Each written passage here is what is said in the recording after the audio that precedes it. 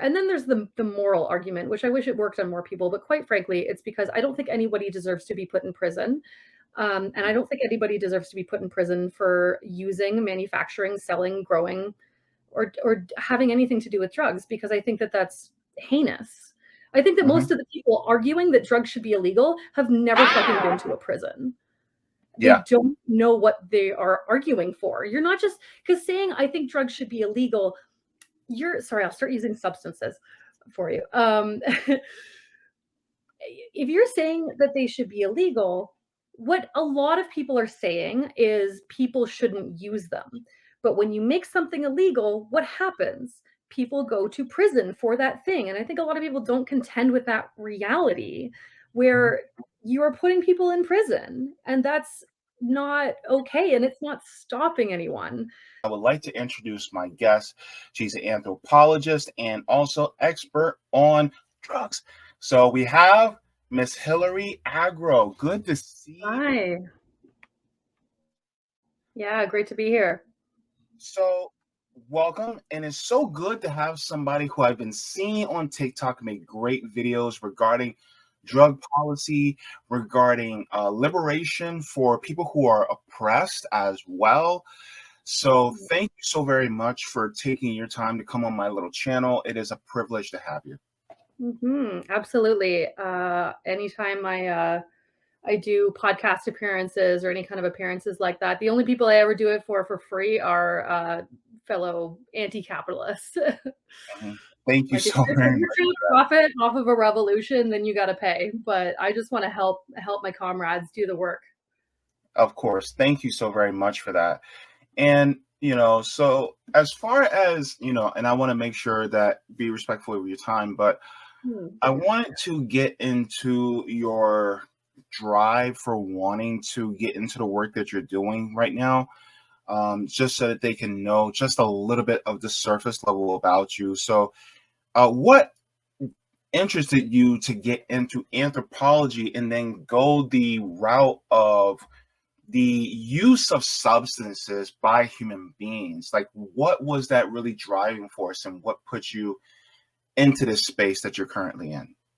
Yeah, I mean, I have I have two explanations for that, and I can kind of pick and choose based on which kind of room I'm in, because they're both true. I have the one that's like, is interested in anthropology because the study of human beings is fascinating. I love people. I find our species really fascinating. I actually got into it through biological anthropology, so human evolution and human evolutionary ecology. Our evolutionary conditions that led us to, starting to use tools and develop complex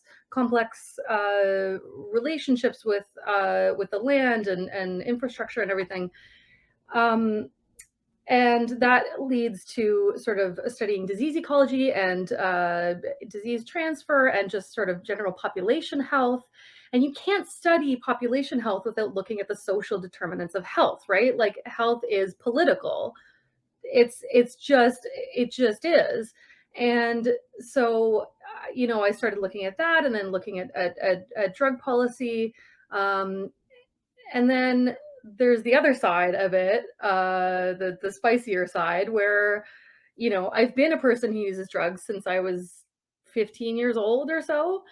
Um, most people use drugs, like almost everybody. Even if you think you're not a drug user, you probably are. If you drink coffee, you're a drug user. Welcome to the club. Yeah, That's a that's glass of wine, you're taking a yeah. drug. Yeah. Yeah, if you like alcohol, if you like caffeine, if you smoke, arguably, even if you partake in sugar frequently, um, that jury's kind of out as to whether that's considered a drug. I consider it a drug because my relationship to it is very addictive. But not that addiction is the only way to categorize a drug. But But everyone's a drug user. let me ask this. Also, people can be addicted to the drugs that are inside of our bodies, like the dopamine, right? Yeah, And the yeah, oxy. exactly. Yeah, there's people can be addicted to almost anything. There's really common addictions like screen, phone addiction. I suffer from that a lot. I think most of us who do social media work struggle with our Mhm. addiction to our phones, especially when it's part of your work. Managing that is really difficult. There's, gambling. There's like sex addiction. There's, people have different relationships to food, especially under the conditions of capitalism. And this is why it's impossible to really do these topics justice without bringing in these social conditions. um, we are alienated, right? We are all, you don't wake up in the morning and feel like, my day today is going to be so nice because everything that I do for my job feels really rewarding. And all of the labor that I put into my job feels really Yeah. good. It feels like I'm building something and like, doing something with my fellow humans that are going to be good for us and for my community. A few people have those jobs. If you are a sanitation worker, that's actually, I don't know how sanitation workers feel when they wake up in the morning, but they should be proud because they're doing something important for their community. A lot of people do good work for their communities. But a lot of us, we're just going to make some money from some asshole billionaire who's just going to exploit our labor and take that money and go destroy the planet. And even if you do have a job, like you work as a doctor or a nurse or a PA or whatever in the medical system, your job should be really meaningful because it's very important, but you might hate your job because of the conditions around you that are causing you to be overworked, undercompensated, just not given proper PPE, not given time off, like the whole system, even for jobs that should be properly respected and rewarded, is bad, let alone the people who are like, I am a paper pusher at a bank, like none of my job is useful to anybody. So anyways, people are living these lives, right? Anyone who hears this, most people connect with this kind of description. That sucks. We're human beings, right? This is where the anthropology comes in. We are animals. We're primates. We're social animals. We are not meant to work this hard. We are not meant to, you know, um, the products of the things that we make, the relationships that we develop with the people around us should be going to making our communities better and living better. We should be able to enjoy life and find meaning and seek out knowledge. And generally, for most of our human history, people have had the time to do that. People in the past, before capitalism and feudalism, um, arguably before agriculture, but that's a whole thing, had time. They had so much time in the day to do these things because it doesn't actually take that much time to just like meet your needs based on what's in your environment. But now people are so overworked, so everyone's turning to drugs. You need caffeine in the morning to get up and like get your kids breakfast and get to work. A lot of us rely on ADHD meds. I do. And while my ADHD meds are a godsend for the life that I'm living under late capitalism, it's just to make sure that I function well enough in this society that's not built to accommodate ADHD, which is not a real disorder. It's like a neurotype that is maladaptive under capitalism. So everyone uses drugs. Even under conditions where you are living perfectly well, people still use drugs. That's the other thing. It's not that like capitalism is the only reason people use drugs. It's the reason that people's relationships to drugs tends to be not ideal, because they're using drugs to cope. And there's nothing wrong with that, by the way. I think it's really important to say that there's nothing wrong with using drugs to cope. If you're a person who uses drugs, I don't care if you use meth, I don't care if you use heroin, you are not a bad person for doing that. You are doing the best that you can to medicate yourself in the absence of community support and healthcare.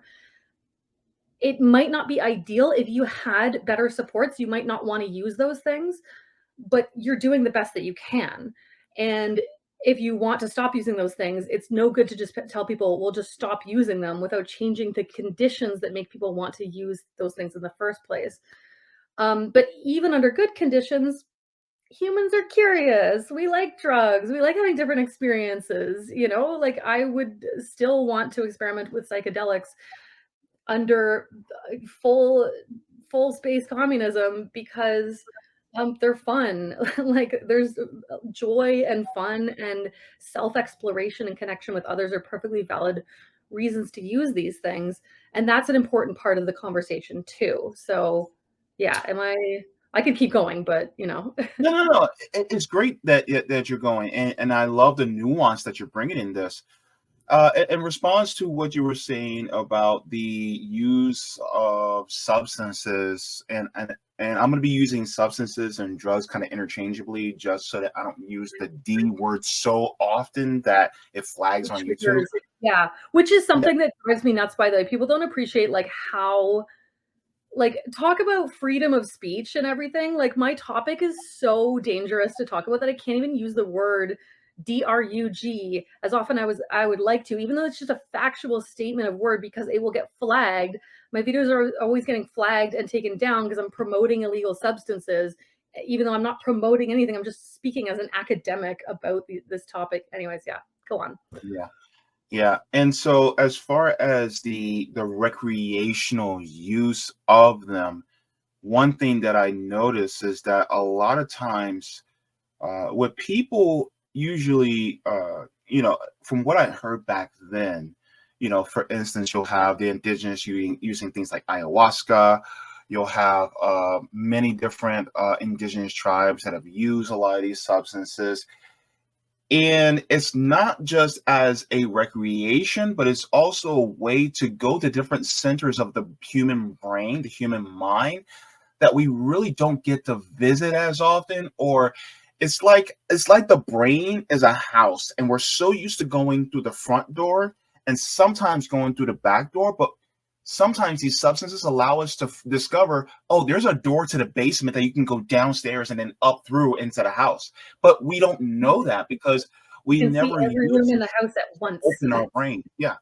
Yeah, it's a great metaphor. Yeah, absolutely. I mean, psychedelics are a huge topic on their own. Hmm. It's interesting because, and yeah, and this, it's important to note that, like, you know, there's a lot of stuff around psychedelics these days because they're imminently going to be legalized, and you know that's great because no drug should be illegal because nobody should be put in a cage for any reason. I'm an abolitionist, and I will stand by that statement, and do frequently on my social media. Uh, I don't think anyone should be put in cages. That's not the correct way of like dealing with social problems, but especially not for like using a substance. So Hmm. it's great that psychedelics are going to be legalized. It's also a little bit scary in the context of capitalism because one of the reasons that the things like ayahuasca and peyote and iboga, iboga is an African traditional psychedelic. Um, these have been so powerful and important is the context in which they're used, right? Like under capitalism, they're going to want to like sell, commodify, market, just have people use these things, maybe set up some sort of body of like, these are the only people that are allowed to give you these things, um, but the social context in which it's used is so important. If you just like do ayahuasca like randomly on the street, you're going to have a bad time. If you do it in the in a carefully curated sort of container of an environment where you have a guide that cares about your well-being, that is well trained, you're with other people that you can feel safe being vulnerable with, you can open up parts of yourself and heal parts of yourself that you never even thought was possible. I've had it took me a long I've been using psychedelics for almost 20 years now, and it took me a really long time to find an ayahuasca guide that I trusted because I didn't want anyone doing like cultural appropriation or, exploitation. Like there's a lot of stuff around that with the Amazon and this explosion in it. I wanted somebody I felt safe around because there's also been like sexual abuse and exploitation in these spaces because people get really, really vulnerable. If anyone is interested in learning about the things that we need to be aware of and be careful about around psychedelics and their imminent, explosion in the mainstream, um, listen to the podcast series. It's a limited series, Power Trip or Cover Story Power Trip, Cover Story Power Trip podcast series. Um, it'll get you through everything. Trigger warning for the first episode or two. Um, but yeah, so I've had these transformative experiences, and it's it's really important to do it in these contexts. But like, not everyone has access to these things, and it's once something is commodified, like even like we tend to just commodify the indigenous people that have developed really good traditional uses of these things, even things like coca and like poppy tea and all these things. Instead, we commodify, we extract, we pull the most potent thing out, we stuff it into bags, and that's what people have access to. And that's actually the fault of prohibition. This is really Mhm. important too, Yeah. is the reason that you can't buy coca tea, and you can't buy, poppy tea or opium, and you can buy fentanyl on the street, and you can buy cocaine and crack, um, is because of prohibition. Because when you prohibit the original plant substances, people aren't going to stop wanting to do them, but it makes it so that it's what's called the iron law of prohibition. People will simply sell more condensed versions of it. Just like how under alcohol prohibition, people stopped selling beer and wine. They started selling hard liquor because it's just more compact to transport when the cops are trying to get it. The same thing happened when they made opium illegal. Then heroin became around, and then fentanyl, because it's even more compact and small than heroin. So it's prohibition that creates these conditions where we're not able to access these plant substances and use them in the ways that would be, potentially most beneficial. But Mhm. yeah. Well, to add to your point, I was talking to someone who was from Jamaica, and they used to take cannabis leaves Mm. and they used to soak it in alcohol, and they would take cannabis and then they would take the alcohol and put it on an area that is aches or pains. Now, of Mm. course, they would get the THC high that you get from cannabis, but at the same time, that pain in that area is also relieved because of that concentrated alcohol that they use to rub on that area topically. Yeah. And so I found it to be, and then on top of that, the use of hemp in so many different ways that it it would really if we started using them more often, they would bankrupt a lot of these types of businesses that aren't sustainable, environmentally sustainable. So just to add to your point there.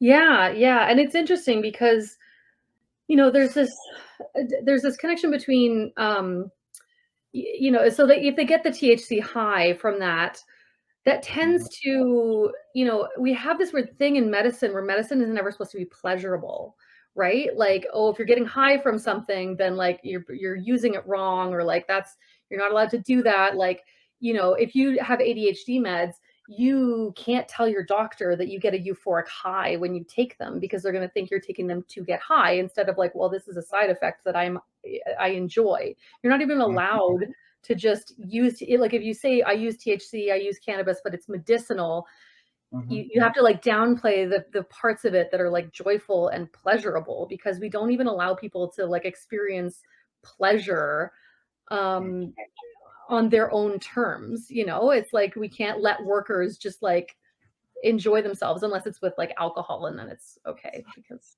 Well, isn't that kind of a puritanical type oh yeah, of mindset? Because yeah, it's like, oh, you can't have enjoyable side effects. You can only have bad side effects, right? yes.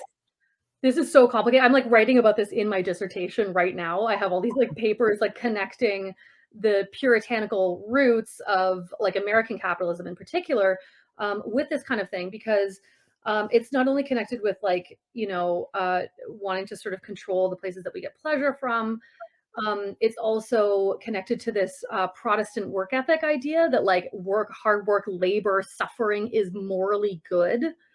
It's morally right. Like, you need to work hard and suffer, because it's just like that's what God wants you to do. And that sort of like hard work sacrifice thing that is just like deeply embedded in the American mythology, it that's a big part of it, and that's basically just yet another one of those myths that is used to justify capitalism, to make workers think I just need to work hard because it's godly and good, and obviously it's not that explicit for most people now, but that idea that like working hard is good, and I can never just like rest and relax and do my own thing. I always have to be productive, that hyper productivity that you see in like grind set culture and whatever.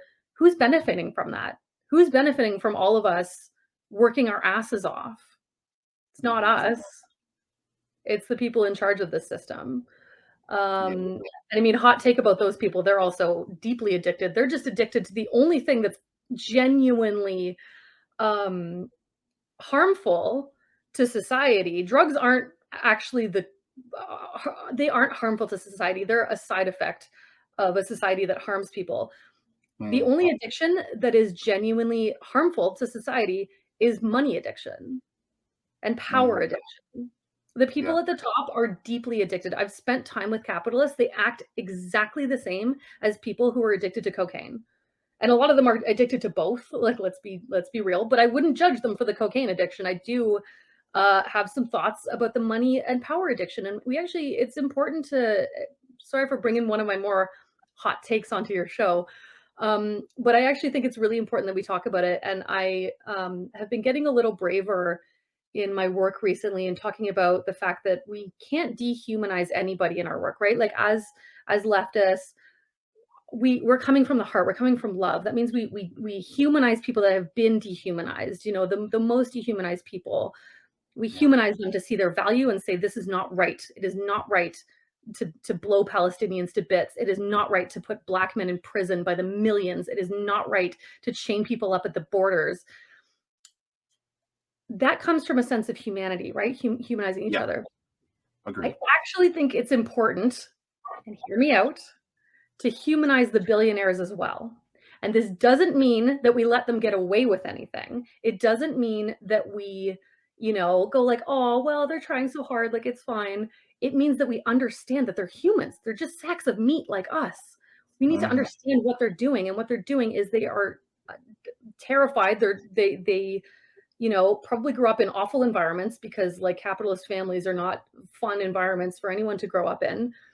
And they are deeply sick. They're deeply addicted. They're addicted to seeing the money, the numbers in their bank accounts go up. That's all that they care about. It's like a gambling addiction, and it's killing us. It's killing the planet. And I, I don't know, man. That's yeah. So, okay, so here's the nerd in me about to come out and to try to conceptualize what you just said. Mhm. So, okay, forgive me for this, but have you ever seen the movie Captain EO? It's a No, short movie. Huh? No? no, I haven't. Okay. So it's with Michael Jackson. Okay. So I encourage you, it's probably on YouTube. You can watch it on there. It's a movie that was made, I think, in the 80s. And so you can tell it's in the 80s because Michael Jackson's white. So yeah. Yeah. But there's a part where he goes into this planet. And in this planet, there's this supreme leader. And the supreme leader, she looks like a spider. I used to be scared, crapless of her when I was little.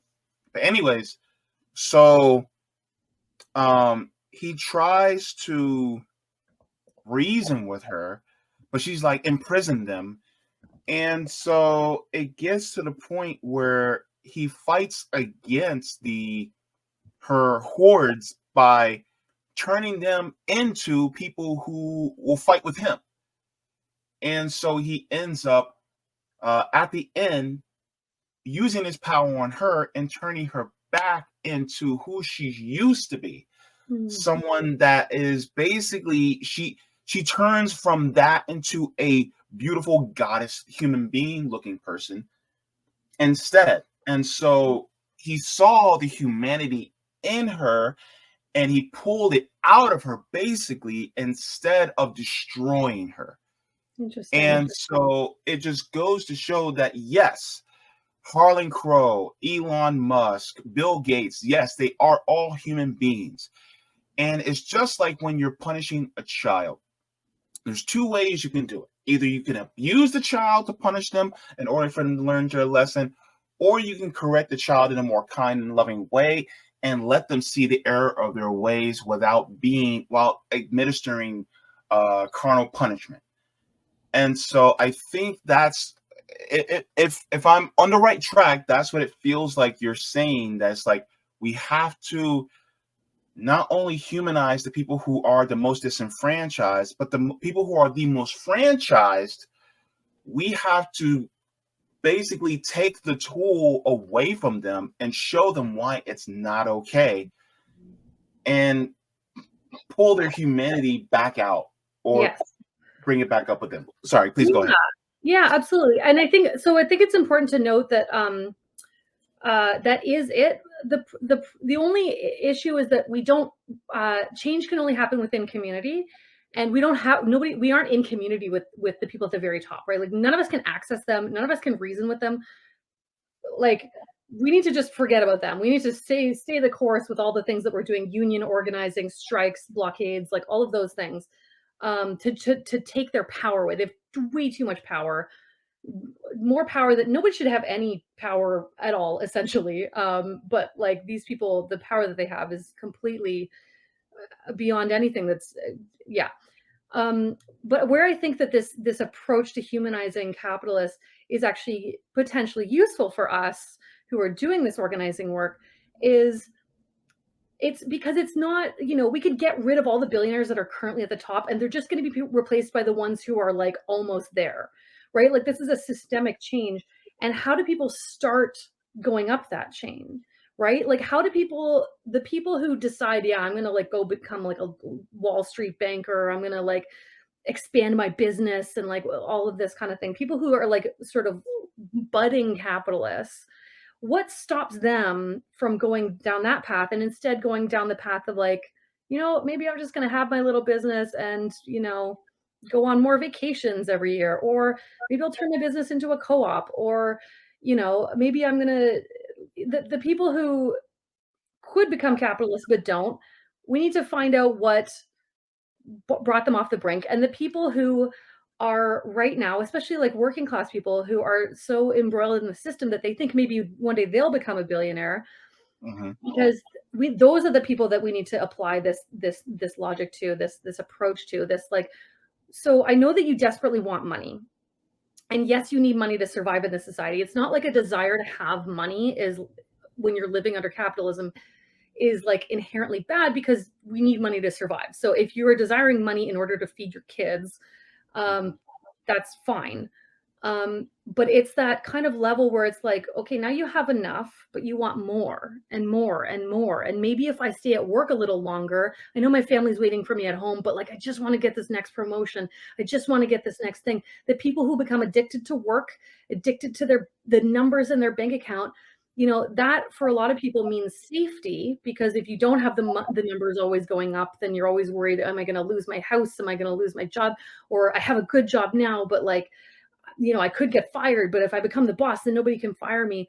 It's all of this fear-based stuff under capitalism that we need to start having conversations within our communities to be like, most people, unless, I don't know, it's hard to say. I shouldn't say most people. That's actually probably my privilege showing. I was going to say most people know somebody who is kind of an aspiring capitalist or already a capitalist themselves. That's probably not fair, because if you work in like an immigrant farm worker community, you probably mostly just know immigrant farm workers and other working class people. Yeah. But, I know people in my community, and I've started having these conversations within my community because I work with like, I'm lawyers, doctors, teachers, social workers. Most of my close community is pretty radical anti-capitalist, but within my larger community, I'm starting to have these conversations where we're like, when can we have interventions on people's money addiction? How can we do that? How can we start being like, hey, like I noticed you're like, yeah, you're really going after that. You want a bigger car. You got another car. You bought a fourth watch, huh? Like, is that making you feel good? Like, and genuinely, and not doing it from a place of shame, but like an open curiosity, like, is that what's doing it for you? Like, are you okay? Like, is there, have you been getting enough rest? Have you been getting enough time in nature? Would you want to go for a nature walk with me? Like, I don't have all the answers, but these are just conversations that I think that we should start to have about how to do this sort of like disruption work to get people to get back to our core human selves and be like, I know you want that chain. I know you want that, it's interesting. It's something that I can't make more content right now because I need to write my dissertation. But I've often wanting to get people to start asking influencers, "Hey, why are you wearing a different outfit in every video? Why do you need to do that? I don't like what fast fashion is doing to the planet, and just like, start creating this environment where people like question the influence. Like, why do you need another makeup haul? Like, why don't we see your personality some more? Why don't you try to do a challenge where for a year you buy nothing and make content about that? Getting people to like start with love and not judgment, because if you do it with judgment and shame, people get defensive. But just like, hey, I love your stuff.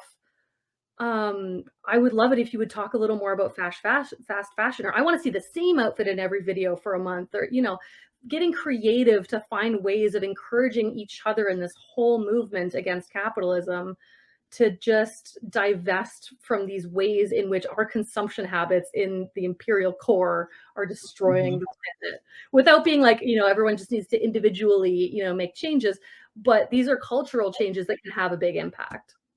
Yeah, and just to go back to one of your points, you were talking about a fear, and from what I observe is that there is a fear, especially with the ultra rich or the people who want to be ultra rich. There's this fear of, well, if I don't continuously make this much money, then I'm going to go hungry, lose my house, not have enough education, so on and so forth. But here's the crazy part. If you were to get rid of those fears systemically, then the need and want to be ultra rich and a billionaire just melts away. Because Yeah. because here's the thing, it's like, why do you want $1 billion? Well, so that I'll never have to experience what it's like to be homeless, hungry, or uneducated again. But what if we have a system where you never go hungry, You you can't be never those. go homeless, and you always have access to education forever? Like, what if? Then your need to accumulate all this wealth is really, you see the pointlessness of it. Because just like, for instance, I just finished reading Asada Shakur's autobiography, and Ooh, I've been wanting to read that. I heard it's really good. oh, it's great. I read it on my channel, and I Oh, read, I have it on a playlist on my channel, and so you I just read read it it. out loud. I'll totally listen to that. That's great. Yeah, I read it aloud on my channel.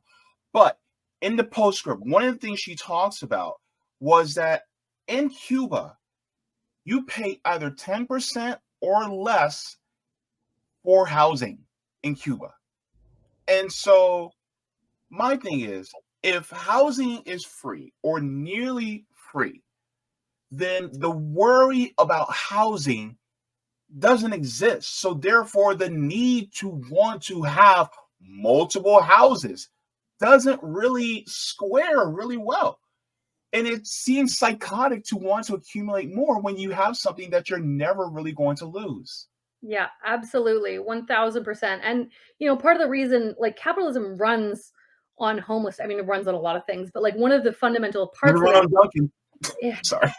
yeah, but one of the fundamental components that it has to have to survive is homelessness. Because if people didn't have the threat of homelessness coercing them, they wouldn't go work a job that is like shitty and stupid and like, bad for the environment, bad for their community. The only reason people work these jobs, building pipelines and, joining the military and the police and whatever, is because if they don't make some sort of income, there's they look at people who are homeless on the street. That homelessness is just the existence of unhoused people is a visual reminder to keep us all in place.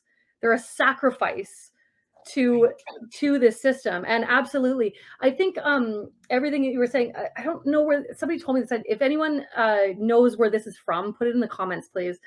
Um, Someone said something about like or maybe it's like a philosopher thought experiment where it's like the ideal society is one in which if you were snapped out of existence and snapped back into existence in any random part of society, that you would be okay with that you would feel fine just being randomly assigned a place, because every single person is taken care of. And like that should be the foundational basis for designing society, is like, would I be okay to be in that place? Is that person being taken care of? Is that person living a good life?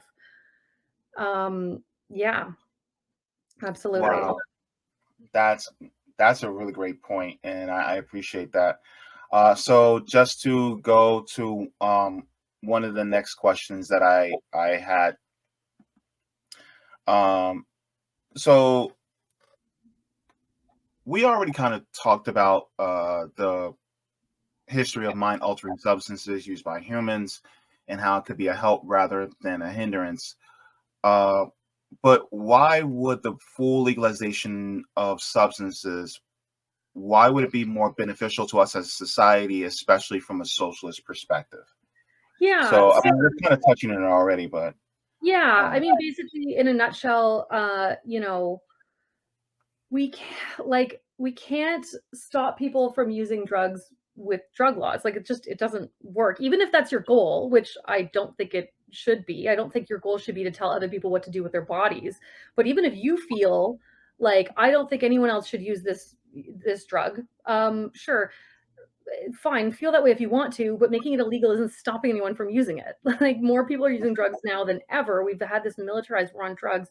It has destroyed communities. It has put millions of people unjustly in prison. It has destroyed Latin America. It's not working. So of course we need to legalize them. Like as from a practical standpoint, people are going to use the drugs that they want to use. We can't even keep drugs out of prisons, and those are the most heavily guarded places on earth. So why do we think that throwing more money and more violence at the problem if is going to do anything?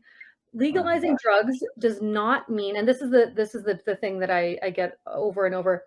Making a drug legal does not mean you're telling everyone you should go use this, right? Like tobacco is legal, and we still have, I mean, at least in Canada, we have like very aggressive public health campaigns and stuff on the packaging. Like if you buy cigarettes in Canada, it's like horrible images of like, uh, lungs and stuff like that on it. Like we discourage people from using tobacco, but we don't put people in prison for using it. mhm, Um, so legalizing drugs doesn't mean we're telling everyone, hey, you should use this thing. Commercializing drugs does. So a mhm, drug being legal doesn't mean that we have to also let drug companies advertise it everywhere. I don't think we should be advertising tobacco or alcohol or caffeine. I mean, I don't think we should advertise anything ever, but especially not drugs. I think it's wild every time I stay in the US and like half of the commercials on like the hotel TV are for like prescription drugs. That's wild. mhm. We don't have that in Canada. Um, Yeah. so legalizing it, so that's the sort of practical matter. And then there's the moral argument, which I wish it worked on more people, but quite frankly, it's because I don't think anybody deserves to be put in prison. And I don't think anybody deserves to be put in prison for using, manufacturing, selling, growing, or having anything to do with drugs, because I think that that's heinous. I think that most Mhm. of the people arguing that drugs should be illegal have never fucking been to a prison. They Yeah. don't know what they are arguing for. You're not just because saying I think drugs should be illegal. You're sorry, I'll start using substances for you. If you're saying that they should be illegal, what a lot of people are saying is people shouldn't use them. But when you make something illegal, what happens? People go to prison for that thing. And I think a lot of people don't contend with that reality Mhm. where you are putting people in prison, and that's not okay, and it's not stopping anyone. So, and from a socialist, leftist, communist perspective, it's about bodily autonomy, right? It's about Mhm. I'm shocked constantly that more feminists aren't taking up this issue because if women are all my body, my choice, but like also if you choose to put a drug in your body, like fuck you, then like what is your feminism? My body, my choice should apply to everybody. Um, Mhm. and also, it's a justice issue because if you think right now that you're safe from drug laws, well, guess what? There is a long and colorful history of drug laws being weaponized against activist communities um, Mhm. to give cops I mean, cops do it all the time, right? That's like the US is the originator of this tactic, giving cops an excuse to pull people over. The Mhm. drug war fuels the whole like idea behind why cops should exist in a large part. Like they can just pull you over. They're checking for drugs, right? Like what else would they be checking for? And in the meantime, Mhm. they're going to harass people of color. They're going to, it disrupt communities and all this kind of stuff. It's also a way of taking away the voting rights in the U.S., Yes. disenfranchising. we had to give Black people the vote. Oh, what do we do now? Let's give cops an excuse to put a bunch of them in prison, and now they won't be able to vote anymore. Take all of the, beautiful and important men out of these communities and leave the women to suffer, and like just destroy these communities, make working class communities fight amongst themselves, sow racism, sow discord, like the war on drugs. And I do think it's important that when we talk about this stuff to acknowledge that it shouldn't just be that we legalize drugs, it should be that we abolish police and prisons. I went into this work a decade ago, 15 years ago, really focused on the drug war stuff, and I came out of it being like, oh no, it's just, why would we put anyone in prison? This is ridiculous. Yeah. But that said, it's really important to understand how the drug war functions to prop up capitalism and more. Actually, to add to your point, because you're just dropping gems here, but to add to your point about the risks that is done against the policies that are done against us, it also even goes into our freedom of privacy. And I just want to share just this article really quick while you're here. This is out of Wired. It says secretive White House surveillance program gives cops access to trillions of U.S. phone records. This was put out a few days ago. And so it says a Wired analysis of leaked police documents verifies that a secretive government program is allowing federal, state, and local law enforcement to access phone records of Americans who are not suspected of a crime. And this article actually goes into the primary reasons of it is to stop drugs from coming into the United States. That's the whole reason for this entire apparatus. But if we didn't have this drug war, this apparatus wouldn't exist. Our privacy would not be threatened in this country if they didn't have to try to monitor what goes in and outside of our own bodies. Yeah. And I mean, to be clear, they would find some excuse, Of course. most Well, likely. But it's like this is the one that exists, right? We're not taught, like, it's like just because they could find something else doesn't mean that we shouldn't try to stop them from having this one. And it's a big one. And the issue with this one especially is that, like, so many people just go along with it. They think, oh, the surveillance stuff is bad, but like war on drugs good. And, and to be fair, a lot of these things are changing. And that is something I want to really talk about is that, myself and my comrades who do this work, we talk a lot about, like, these are the problems and this is why the drug war is bad. This is why they need to be, like, legalized. And for the record, I know there's a few people out there right now who are hearing me say legalized and they think, no, decrim, because we don't want to let corporations make money off of it. Well, guess what? Corporations are already making money off of drugs, because what do you think a cartel is? It's a corporation.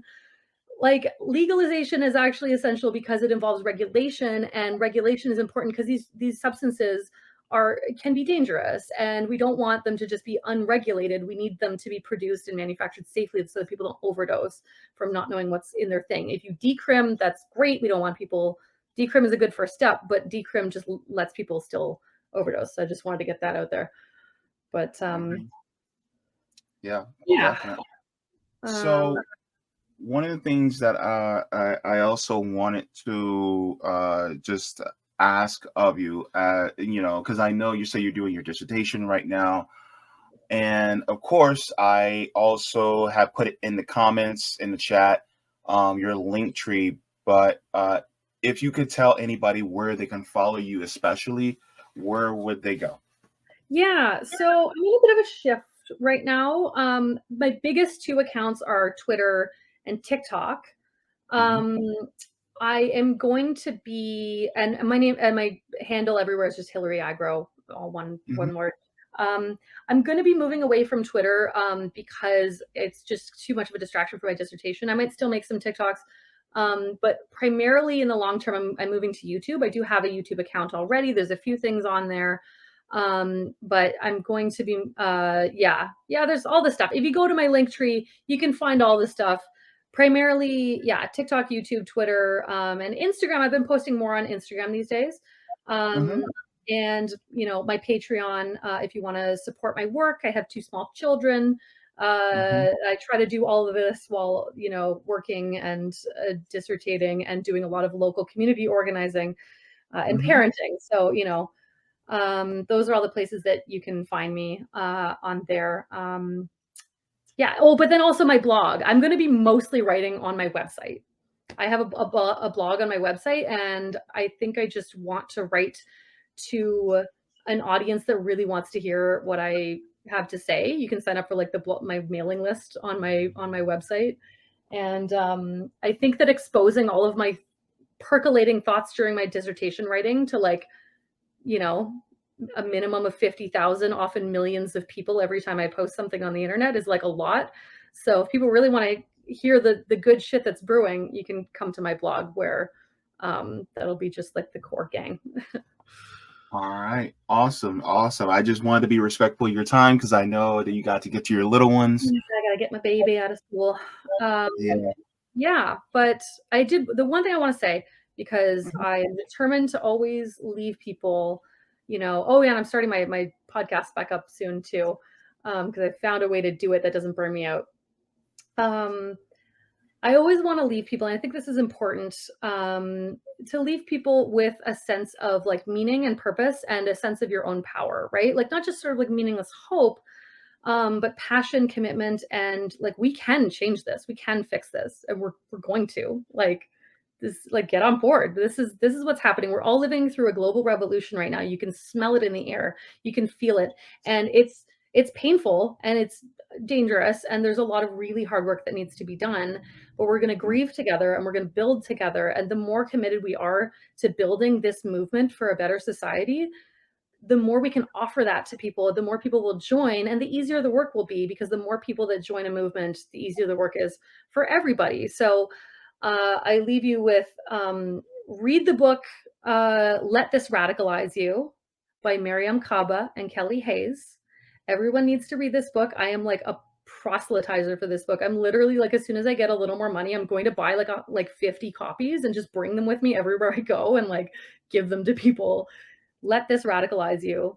If you are feeling hopeless, if you're feeling frustrated, or if you're feeling like we're fucked, read this book.